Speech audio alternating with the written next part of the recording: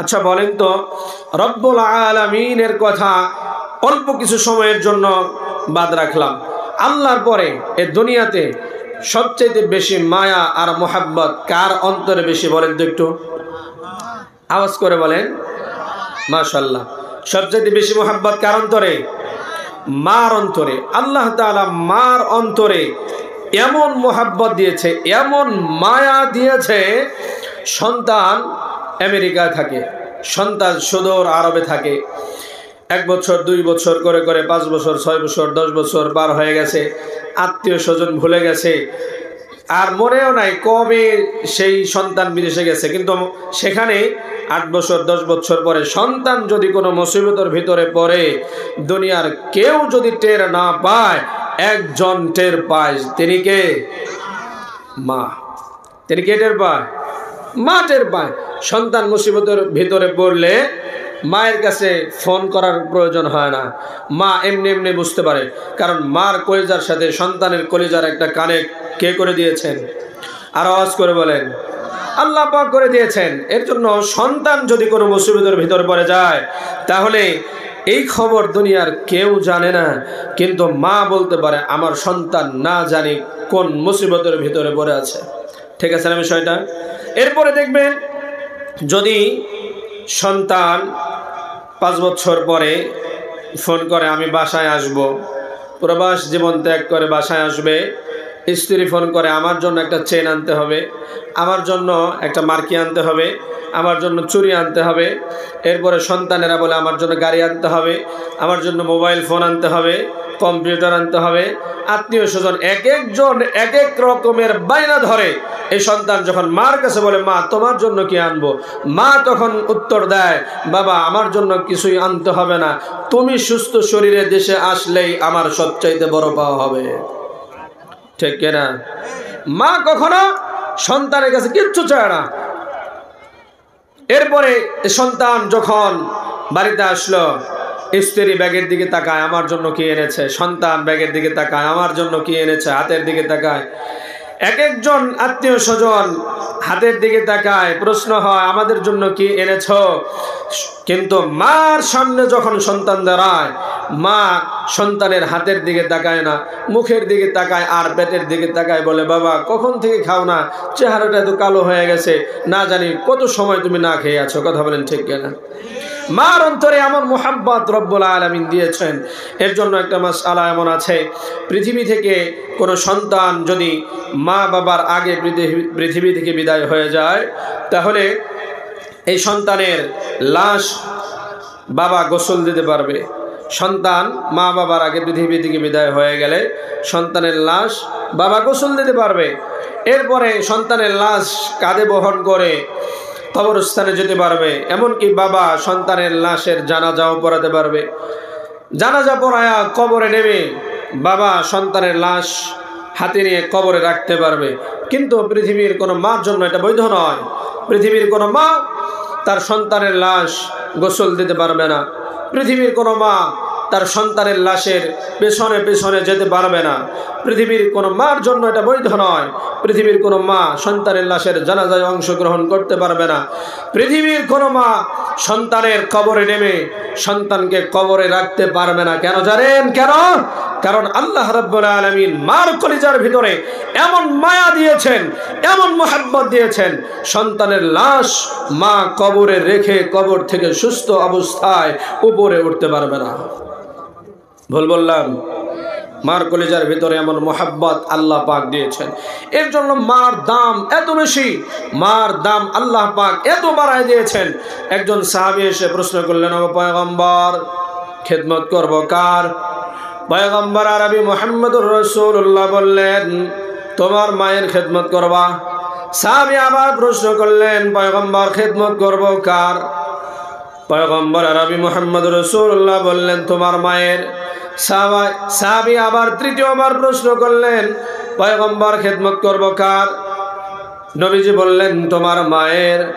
সাহাবী আবার চতুর্থবারে প্রশ্ন করলেন, ওগো পয়গম্বর খেদমত করব কার? পয়গম্বর তখন জবাব দিলেন, তোমার বাবার। বোঝার বিষয় হলো রব্বুল আলামিন তার পয়গম্বরের মাধ্যমে तमाम পৃথিবীর মানুষকে জানায় দিলেন মার মর্যাদা বাবার চাইতে 3 গুণ বেশি। কয় গুণ বেশি? 3 গুণ আল্লাহ তাআলা মায়ের মর্যাদা বাড়ায় দিয়েছেন। মার দাম এত বেশি, মার দাম এত বেশি। হাদিসে পাকের ভিতরে এসেছে কোন সন্তান যদি তার মা বাবার দিকে নেক নজরে তাকায় আল্লাহ তাআলা ওই সন্তানের আমল নামায় একটা কবুল হজের সওয়াব দান করে। মার দাম এত বাড়ায় দিয়েছে আল্লাহ তাআলা, এত মর্যাদা মায়ের। মায়ের ব্যাপারে সন্তানের সাথে কোনো বিবাদ হলে এই ব্যাপারে বিশ্ব নবী কথা বলতেন না। মায়ের দাম এত বেশি। মা যদি অসন্তুষ্ট হয় তাহলে নামাজি হোক, যাকাত দেনেওয়ালা হোক, হজ করনেওয়ালা হোক, দুনিয়ার সব আমল ঠিক আছে, কিন্তু মা যদি নারাজ হয় আপনারা বলেন তো এই লোকটা পরবারে নাজাত পাওয়া কি সম্ভব হবে? আওয়াজ করে বলেন সম্ভব হবে? মা যদি নারাজ হয় সামনের কাতারে দাঁড়ায় নামাজ পড়তে পারো। সামনের কাতারের মুসল্লি প্রত্যেক বছর মক্কা মদিনা গিয়া হজ করে আসে, প্রত্যেক বছর যাকাত দেয়, দান সদকা করে, এরপরেও যদি মায়ের সাথে সম্পর্ক খারাপ হয় তাহলে পরপারে নাজাত পাওয়া যাবে না।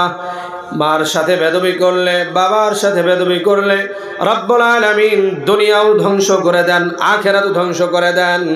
উদাহরণ দিলে বেশি বুঝে আসবে। রব্বুল আলামিন তার পয়গম্বরকে পাঠালেন, পয়গম্বরের ছায়ায় সাহাবায়ে কেরামের দাম বেড়ে গেল। এমন দাম বেড়ে গেল সাহাবায়ে কেরাম সম্পর্কে রব্বুল আলামিন কোরআনুল কারীমের ভিতরে বিভিন্ন জায়গায় বলেছেন রাদিয়াল্লাহু তাআলা আনহু ওয়া রাদু আন। শুধু তাই নয়, রব্বুল আলামিন কোরআনুল কারীমের ভিতরে বলছেন ওয়াস-সাবিকুনাল আউওয়ালুনা মিনাল মুহাজিরিন ওয়াল আনসার ওয়াল্লাযীনা ইত্তাবাউহুম বিইহসান রাদিয়াল্লাহু তাআলা আনহু ওয়া রাদু আন। আল্লাহ রাব্বুল আলামিন বলেন 2 প্রকার সাহাবীর কথা বলেছেন, আনসার এবং মুহাজির সাহাবীদের কথা এখানে বলেন। রব্বুল আলামিন বলেন জান্নাতিন তাজরি তাহতাহাল আনহার। আল্লাহ তাআলা বলছেন সাহাবায়ে কেরামের প্রতি আল্লাহ তাআলা খুশি, সাহাবায়ে কেরামও আল্লাহর প্রতি খুশি। রব্বুল আলামিন সাহাবায়ে কেরামের জন্য জান্নাত রেডি করে রেখেছেন, তাই না? আল্লাহ তাআলা বলেন যেই সমস্ত মানুষ কিয়ামত পর্যন্ত দুনিয়াতে আসবে এরা যদি সাহাবায়ে কেরামকে অনুসরণ করে আল্লাহ তাআলা এদের জন্য জান্নাত রেডি করে রেখেছেন। রব্বুল আলামিন বলেন ওয়াল্লাযীনা ইত্তাবাউহুম বিইহসান। যেই সমস্ত মানুষ সাহাবায়ে কেরামকে অনুসরণ করবে ওই সমস্ত মানুষকেও আল্লাহ পাক জান্নাত দিয়ে দিবে। এত খুশি সাহাবায়ে কেরামের প্রতি আল্লাহ পাক, এত খুশি। কোরআনুল কারীমের বিভিন্ন জায়গার ভিতরে সন্তুষ্টির ঘোষণা দিয়েছেন। এমন সাহাবীদের ভিতরে একজন সাহাবীর নাম হলো হযরত আলকামা রাদিয়াল্লাহু তাআলা আনহু। মৃত্যুর শয্যায় সজ্জিত, কালেমা পড়তে পারতেছে না। সাহাবায়ে কেরাম দৌড়ায় চলে গেলেন বিশ্বনবীর কাছে। বিশ্বনবীর কাছে গিয়ে বললেন ওগো পয়গম্বর, আপনার সাহাবী আলকামা মৃত্যুর শয্যায় সজ্জিত, কিন্তু কালেমা পড়তে পারতেছে না। পয়গম্বর আরবি মুহাম্মদুর রাসূলুল্লাহ আলকামার বাড়িতে চলে গেলেন। আলকামার অবস্থা পর্যবেক্ষণ করে বলেন ও সাহাবীরা শোনো, খোঁজ খবর নিয়ে দেখো আলকামার সম্পর্ক মায়ের সাথে ভালো না। চিন্তা করার বিষয় হলো যে সাহাবীদের সম্পর্কে আল্লাহ পাক সন্তুষ্টির ঘোষণা দিয়েছেন। এই সাহাবীদের ভিতরে একজন সাহাবী আল্লাহর নবী তখনও পৃথিবীতে জীবিত আছেন। এমন সময়ে ওই সাহাবীর অবস্থা কেমন? মৃত্যুর সময় কালেমা নসিব হচ্ছে না। পয়গম্বর বললেন খোঁজ খবর নাও, খোঁজ খবর নিয়ে দেখো আলকামার মায়ের সাথে সম্পর্ক ভালো না। মাকে ডেকে আনা হলো, বলা হলো আলকামার সাথে সম্পর্ক কেমন? মা জবাব দিচ্ছে ভালো না। কেমন ভালো না? বিয়ের আগ পর্যন্ত আমার কথা শুনতো, বিয়ের আগ পর্যন্ত আমার সাথে সম্পর্ক ভালো ছিল, বিয়ে হওয়ার পরে এখন আমি মার কোনো খোঁজ খবর নেয় না, বউয়ের কথায় ওঠা বসা করে। আজকেও আমাদের সমাজে এমন লোক আছে, বিয়ের আগে মার সাথে সম্পর্ক ভালো, বিয়ের পরে নতুন স্ত্রী পায়া আর মার সাথে সম্পর্ক ভালো থাকে না, এখন শুধু বউয়ের কথা শোনে। এমন যুবক আছে না নাই? আরো জোরে বলেন আছে না নাই? আরে আছে মানে কি, মাকে দিনে একবারও মা বলে ডাক দেয় না, দিনে 50 থেকে 100 বার শাশুড়ি আম্মাকে শাশুড়ি আম্মা বলে ডাকে, মা মা বলে ডাকে। আছে না নাই? আরো জোরে বলেন আছে না নাই? শ্বশুর বাড়ি যাওয়ার সময় এত বড় ব্যাগ নিয়া, ব্যাগ ভর্তি ফল ফলানি নিয়া, এরপরে বড় বড় মাছ, এরপরে মুরগি গরু যত প্রকারের গোস্ত আছে, যত প্রকারের বাজার আছে, শ্বশুর বাড়ি নিয়ে যায়। কিন্তু মার পান কিনবার জন্য সন্তানের পকেটে 20টা টাকাও থাকে না, এমন সন্তান আছে না নাই? জবান খুলে বলতে হবে আছে না নাই? আরে দুনিয়ার বুকা ছেলেরা বুঝে না, শ্বশুর বাড়িতে একদিন বাজার কম হলে যে পরিমাণ বাজার কম হবে ওই পরিমাণ আদর কমে যাবে। কথা বলেন ঠিক না ঠিক? বাজার যদি একটু কম হয় আদর কমে যাবে, আর যদি খালি হাতে যায় তাহলে তো আপ্যায়ন ভালো হবে। কে বলেন? শ্বশুর বাড়ির আদর তোমার বাজার দিয়া যে পরিমাণ বাজার হবে ওই পরিমাণ আদর শ্বশুর বাড়ি থেকে হবে।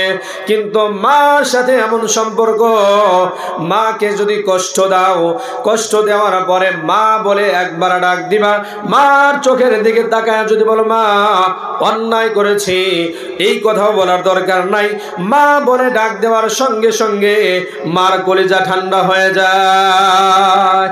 ঠিক না? মার দাম এত বেশি আল্লাহ পাক বাড়ায় দিয়েছেন।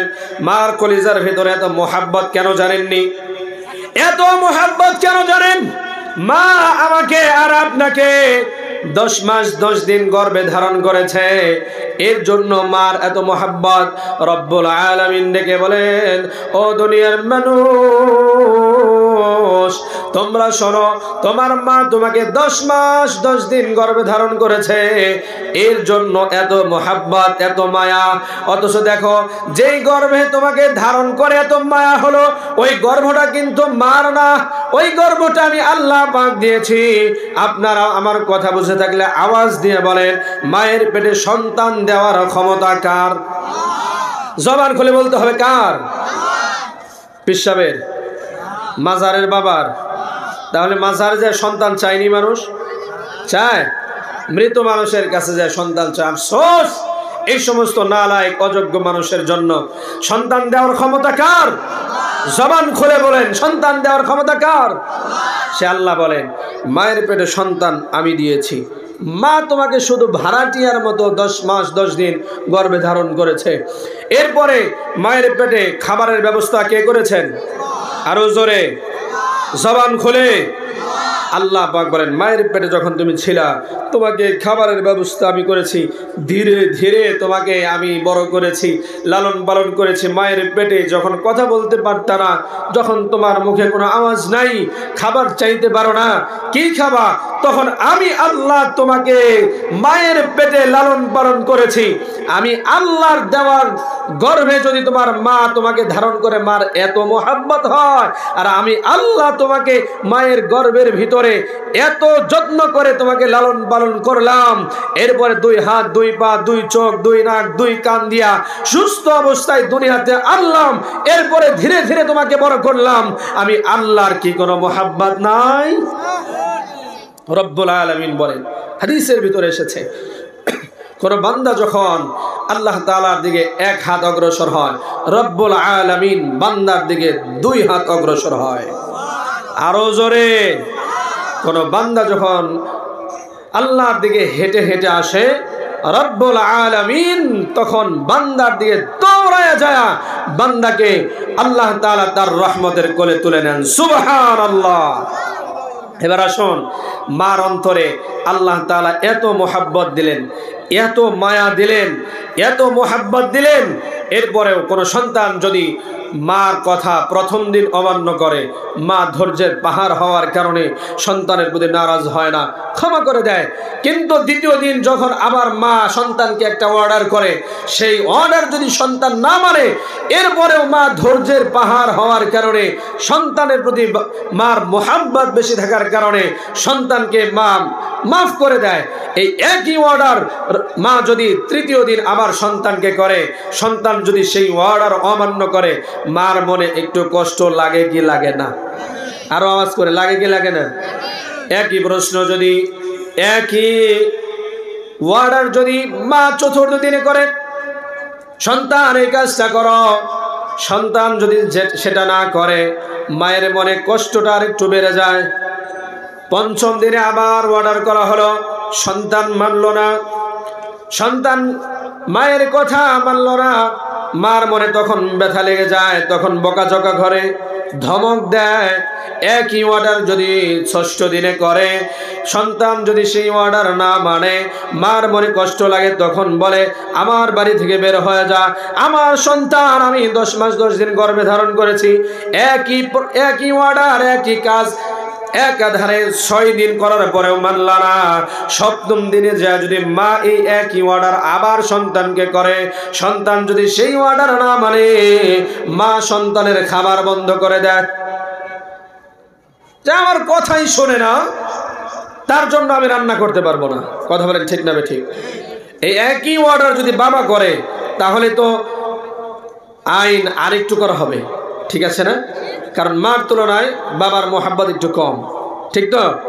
মা ধৈর্যের পাহাড় হওয়ার কারণে সপ্তম দিনে যায় তিনি বলতেছেন যে আমার কথা শোনে না, তার জন্য খাবার রান্না করতে পারবো না, তার সাথে আমার কোনো সম্পর্ক নাই, খাবার রান্না করা হবে না। এই একই অর্ডার অষ্টম দিনে যদি করে, সন্তান যদি না মানে, এবার মা বলে তোমার সাথে আমার আর কোনো সম্পর্ক নাই, আমার বাড়ি থেকে বের হয়ে যাও, তোমার জন্য আর কোনো রান্না বান্না করা হবে না, তুমি তোমার পথ দেখো, আমি আমার পথ দেখি। কথা বলেন ঠিক না ঠিক? চিন্তা করার বিষয়। একই অর্ডার 8 দিন করার পরে দুনিয়ার সবচেয়ে বেশি মোহাব্বত করে মা, সেই মার সাথে সম্পর্ক নষ্ট হয়ে যায়। কিন্তু রব্বুল আলামিন আমাদেরকে ডেকে বলেন, বোঝার বিষয় লক্ষ্য করুন, 1 বছরে 365 দিন, 365 দিনে রব্বুল আলামিন আমাদেরকে যত হুকুম করেছে, একটা দিন আমরা এমন দেখাতে পারবো না যেই দিন রব্বুল আলামিনের 10টা 15টা 20টা 50টা হুকুম আমরা অমান্য না করতেছি। কথা বলেন ঠিক না? একটা দিনও দেখাতে পারবো না। প্রত্যেক দিন গুনাহ আছে, হয়তো হাতের গুনাহ, আর না হয় চোখের গুনাহ, আর না হয় মুখের গুনাহ, আর না হয় পায়ের গুনাহ, একটা না একটা গুনাহ আছে। এরপরে বান্দা আরো বিভিন্ন গুনাহে লিপ্ত হয়ে রয়েছে, সুদের মতো কবিরা গুনার ভিতরে বান্দা লিপ্ত হয়ে রয়েছে, হারামের ভিতরে লিপ্ত হয়ে রয়েছে। এরপরেও এই বান্দাকে রব্বুল আলামিন একদিনের জন্য কিন্তু খাবার বন্ধ করে দেয় না।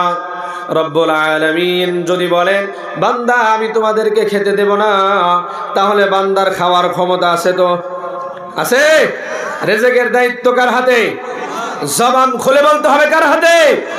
সে আল্লাহ রব্বুল আলামিন বলেন দৈনিক আমার হুকুম তোমরা অমান্য করো, এরপরেও তো আমি তোমাদের রিজিক বন্ধ করি না, আমি আল্লাহ তোমাদের খাবার বন্ধ করি না। আরেকটু সংক্ষিপ্ত ভাবে বললে বুঝে আসবে। আপনারা বলেন 1 সপ্তাহে কয় দিন? আওয়াজ করে বলেন 1 সপ্তাহে কয় দিন? 1 সপ্তাহে 7 দিন। রব্বুল আলামিন আমাদেরকে দৈনিক 5টা গুরুত্বপূর্ণ অর্ডার করেছেন। দৈনিক আল্লাহ তাআলা আমাদেরকে 5টা হুকুম করেছেন। এরপরে আরো আছে, 5টা বললেই বুঝে আসবেন। আল্লাহ তাআলা আমাদেরকে দৈনিক 5টা হুকুমের ভিতরে 1 নম্বরে ফজর, 2 নম্বরে যোহর, 3 নম্বরে আসর, 4 নম্বরে মাগরিব, 5 নম্বরে এশা, এই 5টা হুকুম আল্লাহ পাক আমাদেরকে করেছেন। একজন মানুষের প্রথম দায়িত্ব হলো, ঈমান আনার পরে প্রথম দায়িত্ব হলো সে নামাজ কায়েম করবে।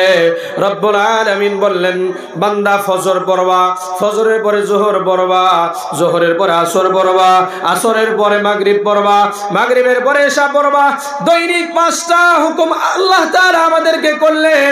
একদিনে 5টা হলে 2 দিনে 10, 7 দিনে 35, 5 সপ্তাহ 35, এক সপ্তাহে 35টা হুকুম আমাদেরকে করলেন। আপনারা আওয়াজ দিয়ে বলেন তো, আমার উপরের লেভেলে আমার বস, আমার উস্তাদ, এমনকি আমার মা বাবা, সবচাইতে দুনিয়াতে আপন আমার মা, 7 দিনের ভিতরে মার 35টা হুকুম যদি কেউ অমান্য করে, মায়ের সাথে সম্পর্কে ভালো থাকবে নাকি? আওয়াজ করে বলেন, থাকবে? কিন্তু রব্বুল আলামিন 5টা করে হুকুম করলেন, 5 সপ্তাহ 35, 7 দিনে 35টা হুকুম যখন অমান্য করা হলো, এরপরে পবিত্র জুমার দিনে মসজিদে মুয়াজ্জিন সাহেব আজান দিয়ে দিলেন। এই আজান শোনা মাত্র 1 সপ্তাহে একবারের জন্য সেজদা দেয় নাই। এই লোকটা মোটামুটি পবিত্র কাপড় পরে মসজিদের দিকে যখন রওনা হয়ে গেলেন, এই বান্দাকেও রব্বুল আলামিন কিন্তু আল্লাহর বাড়ি থেকে কখনো বের করে দেয় না, বের করে তো দেয় না, বরং আল্লাহ তাআলার কি মায়া, বান্দার প্রতি আল্লাহ তাআলার কি মহব্বত আর কি ভালোবাসা। রব্বুল আলামিন একজন ফেরেশতাকে ডেকে বলেন, ও আমার ফেরেশতা শোনো, 1 সপ্তাহে একটা সেজদাও আমাকে দেয় নাই, সপ্তাহে 7 দিনই আমাকে ভুলেছিল। আমার ওই বান্দা আজকে আমার বাড়িতে আসবে, সুতরাং মসজিদের গেটে গিয়ে দাঁড়ায় থাকো। ওই বান্দা আসলে তার নাম এবং ঠিকানা ভালো করে লিখে রাখো। আমি আমার এই বান্দাকে কিয়ামতের ময়দানে পুরস্কৃত করব। 7 দিনে 35টা হুকুম অমান্য করার পরে বান্দা যখন আল্লাহর বাড়িতে ঢুকে, আল্লাহর ঘরে ঢুকে, আল্লাহ তাআলা তাকে ঘাড় ধাক্কা দিয়ে বের করে দেয় না, আল্লাহ তাআলা তার খাবার বন্ধ করে না। রব্বুল আলামিন বান্দার জন্য স্পেশাল একটা ফেরেশতা মসজিদের গেটে দাঁড় করায় রাখেন আর বলেন, নাম লিখে রাখো, ঠিকানা ভালো করে লিখে রাখো, আমার বান্দাকে কিয়ামতের ময়দানে আমি আল্লাহ পুরস্কৃত করব। চিল্লায়া সুবহানাল্লাহ পড়েন। আল্লাহ তাআলা এত মহব্বত করেন, আল্লাহর চাইতে বান্দাকে বেশি মহব্বত আর কেউ? এর জন্য রব্বুল আলামিন বলেন, ইয়া আইয়ুহাল ইনসান মা গাররাকা বিরাব্বিকাল কারীম।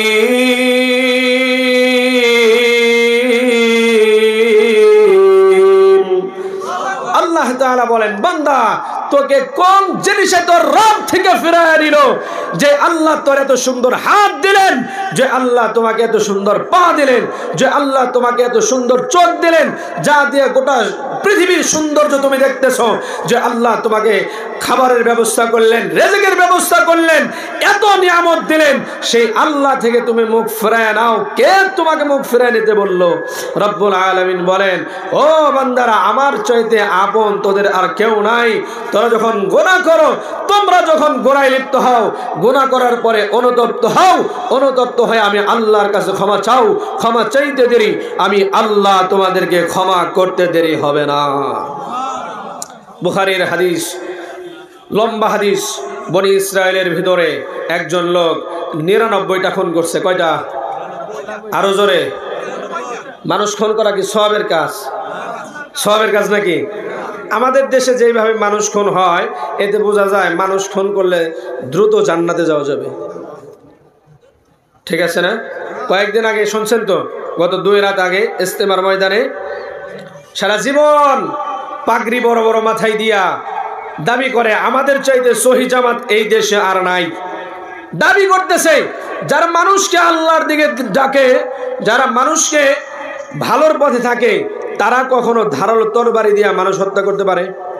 আরো জোরে বলেন, আরো জোরে বলেন। একজন সাধারণ মানুষ তার হাতে একটা তরবারি দিয়া যদি কাউকে হত্যা করতে বলা হয়, সেও পারবে না। কথা বলেন ঠিক না ঠিক?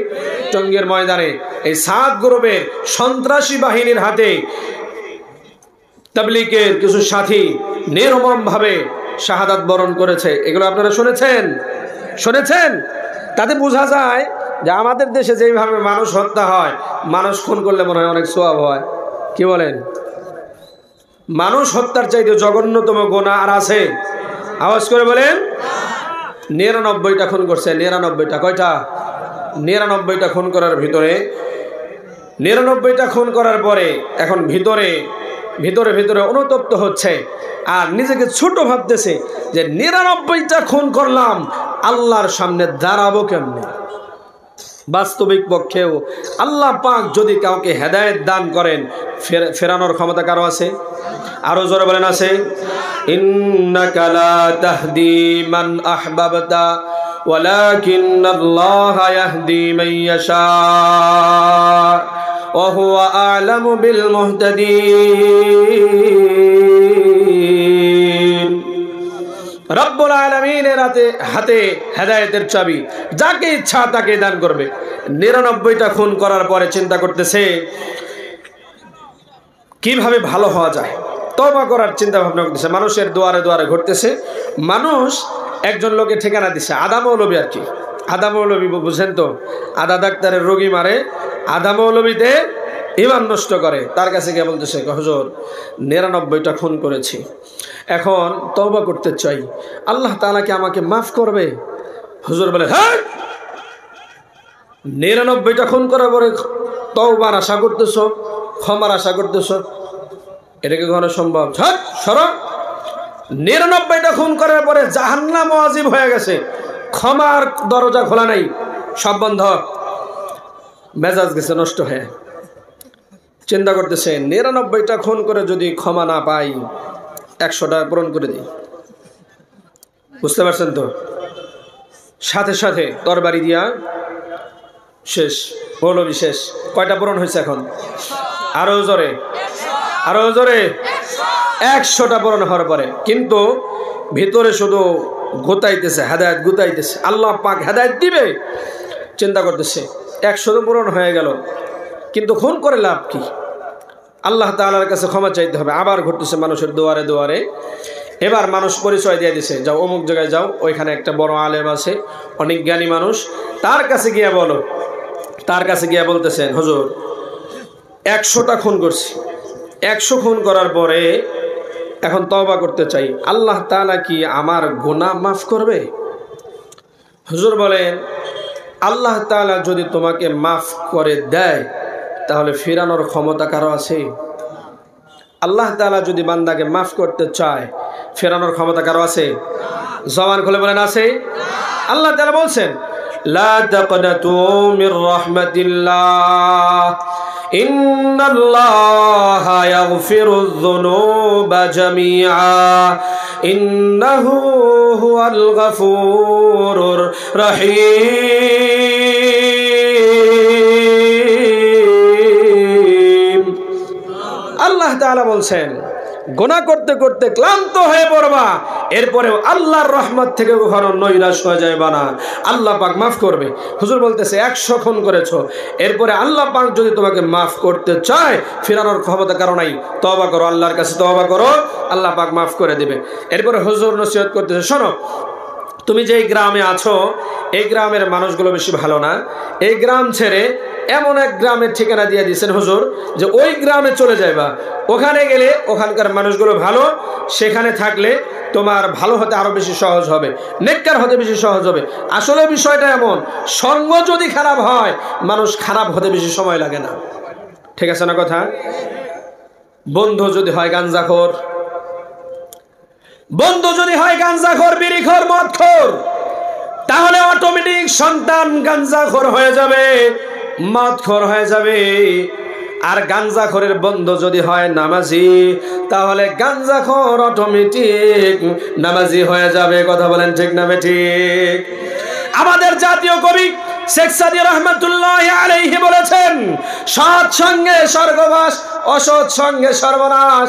সঙ্গটার বিশাল বড় অবদান ভালো হওয়ার জন্যে। ভালো মানুষের সাথে থাকলে, নেককারদের সহবাদে থাকলে, নামাজিদের সহবাদে থাকলে মানুষ অটোমেটিক নামাজি হয়ে যায়। গাঞ্জাখোরদের সাথে থাকলে, খারাপ মানুষের সাথে থাকলে মানুষ অটোমেটিক বেনামাজি হয়ে যায়। কথা বলেন ঠিক না ঠিক? হুজুর বলতেছেন, ওই যে ভালো গ্রাম, ওই গ্রামের দিকে রওনা হও। বাড়ি গেছে, বাড়ি জায়গা টিবুকসা গোল করে সব কিছু নিয়ে রওনা হয়ে গেছে, ওই নেককারদের এলাকার দিকে রওনা হয়ে গেছে। যখন পথে মধ্যে বের হয়েছে, কিছু দূর অগ্রসর হওয়ার পরে আজরাইল আলাইহিস সালাতু ওয়াস সালাম এসে সামনে উপস্থিত হয়ে গেছে। আপনারা বলেন, আজরাইল যদি সামনে এসে দাঁড়ায় তাহলে তো একটু লম্বা সময় পাওয়া যাবে। আওয়াজ করে কোন। যদি বলি আমি মসজিদের ইমাম সাহেব, আমার কাছে কিছু টাকা পয়সা রয়েছে, হিসাব এখনো ক্লিয়ার হয় নাই, আমাকে একদিন সময় দেন, তাহলে আমি একদিন পরে আপনি আসেন, হিসাবটা ক্লিয়ার করি, সময় দিবে তো? আর আওয়াজ করে কোন। চেয়ারম্যান সাহেব যদি বলে, আমি চেয়ারম্যান সাহেব, জনগণের অনেক টাকা পয়সা আমার কাছে রয়েছে, রিলিফ টিলিফ দিতে হবে, একদিন সময় দেন, দিবে? এমপি সাহেব বললে, প্রেসিডেন্ট বললে, আজরাইল এসে যদি সামনে দাঁড়ায় সময় পাওয়া যাবে? আর আওয়াজ করে কোন পাওয়া যাবে? রব্বুল আলামিন বলছেন, ফাইদা জাআ আজালুহুম লা ইস্তাখিরুনা সাআতান ওয়া লা ইস্তাকদিমুন। আল্লাহ রাব্বুল আলামিন বলেছেন, মানুষকে যেই পরিমাণ সময় নির্ধারণ করে দেওয়া হয়েছে সেখান থেকে এক চুল পরিমাণ এদিক সেদিক হবে না। আজরাইল আলাইহিস সালাতু ওয়াস সালাম সামনে এসে উপস্থিত হয়ে গেছে। আজরাইলকে দেখেই জমিনে পড়ে গেছে। 100 খুনের আসামি মনে আছেনি? 100 খুনের আসামি জমিনে পড়ে গেছে। আজরাইল আলাইহিস সালাতু ওয়াস সালাম সঙ্গে সঙ্গে রূহ বের করে নিয়েছেন। আসমান থেকে রহমতের ফেরেশতা এসেছে, আযাবের ফেরেশতাও এসেছে। দুই কোয়ালিটির ফেরেশতা এসে রূহ নিয়ে টানাটানি শুরু করেছে।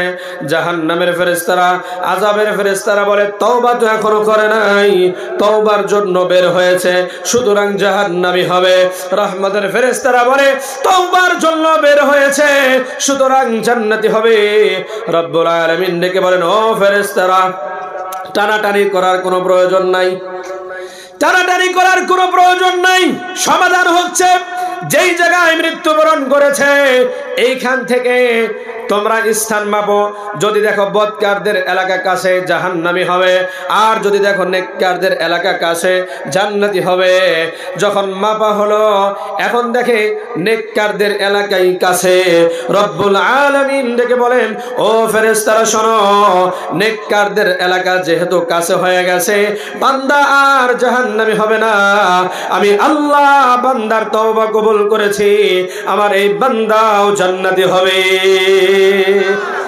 তওবার জন্য বের হলেই মাফ। এর জন্যই তো রব্বুল আলামিন বলেন, বান্দা পাহাড় সম পরিমাণ গুনাহ করেছো, গুনার পরিমাণ পাহাড় সম হয়ে গেছে, সমুদ্রের পানি পরিমাণ হয়ে গেছে।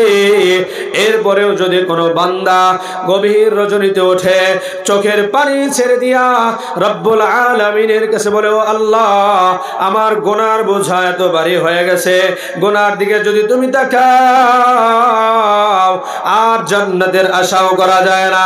তুমি রহমান, তুমি রহিম, তুমি গফফার। ও আল্লাহ, দয়া করে আমাকে মাফ করো।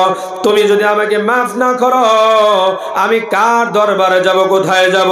ও আল্লাহ, তুমি যদি আমাকে মাফ না করো, কার দরবারে যাব? তুমি ছাড়া তো আমার আর কোনো রব নাই, তুমি ছাড়া তো আমার আর কোনো মালিক নাই।